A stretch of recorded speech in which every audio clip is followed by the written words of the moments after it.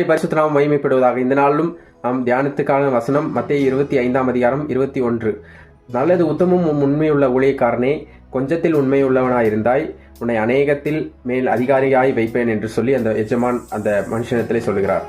ஒரு போதகர் தன்னுடைய இடத்தில் இன்னொரு இடத்துக்கு இடமாற்றலாகி செல்ல வேண்டியதாக இருந்தது. அவர் புதிதாக போன ஊரிலே பஸ்ஸிலே டிராவல் பண்ணும்போது அவர் டிக்கெட் எடுத்துவிட்டு கண்டக்டர் அவருக்கு சேஞ்ச், அதாவது ரிமைனிங் மணியை பணத்தை கொடுக்கிறார்.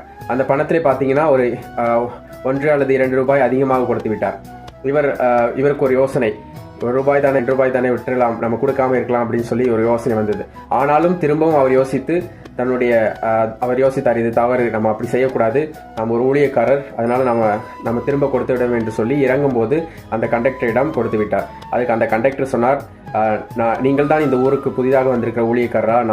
நான் அதை கேள்விப்பட்டேன், நீங்கள் எவ்வளவு உண்மை உள்ளவர் என்று சொல்லி நான் சோதிக்கிறதுக்காகவே நான் எக்ஸ்ட்ரா ₹2 நான் கொடுத்தேன், நீங்கள் திரும்ப கொடுப்பீர்களா என்று சொல்லி பார்ப்பதற்கு என்று சொன்னார். இதிலிருந்து நாம் தெரிந்து கொள்கிறோம் என்றால், நம்முடைய உண்மையை மக்கள் எதிர்பார்த்து கொண்டிருக்கிறார்கள். இந்த நாளிலே நாம் தியானிக்கிற வசனத்தை போல கொஞ்சத்திலே உண்மையாக இருக்கும்போது நாம் அநேகத்தின் மேல் அதிகாரியாக வைக்கப்படுவோம். கர்த்தருடைய நாமம் மகிமைப்படுவதாக. கர்த்தர் நம்மிடத்தில் எதிர்பார்க்கிற காரியம் உண்மை உள்ள ஒரு மனுஷனாய் நாம் காணப்பட வேண்டும். நம்மிடத்தில் கொடுக்கப்பட்டிருக்கிற காரியங்களிலே நாம் எப்படி உண்மை உள்ளவர்களாக இருக்கிறோம், நாம் உண்மையுள்ள மனுஷன் பரிபூர்ண ஆசீர்வாதங்களை பெறுவான் என்று சொல்லி வசனத்திலே எழுதப்பட்டிருக்கிறது நீதிமொழிகளிலே. இந்த நாட்களிலே உண்மையுள்ள மனிதர்களிலே குறைந்திருக்கிறார்கள் என்று சொல்லி ஒரு வசனம் சொல்லப்பட்டிருக்கிறது.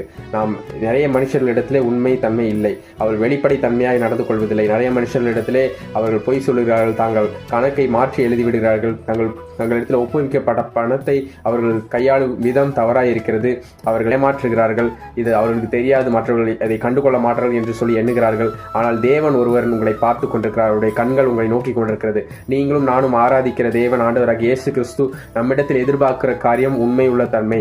உண்மையுள்ள மனுஷன் தான் பரிபூர்ண ஆசீர்வாதங்களை பெற முடியும். ஆண்டவர் விரும்புகிற காரியமும் நம்மிடத்திலே உண்மையாய் தான் இருக்க வேண்டும் என்று சொல்லி விரும்புகிறார். அப்பொழுதுதான் நாம் அநேக காரியங்களுக்கு அதிகாரியாக வைக்கப்பட வேண்டும்.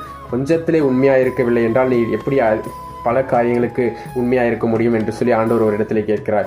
அநீதியுள்ள உலகப் பொருளை நீ உண்மை உள்ளவராக இல்லாவிட்டால் நல்ல காரியங்கள், பரலோகத்தின் காரியங்களை யார் உனக்கு கொடுப்பார் என்று சொல்லப்பட்டிருக்கிறது.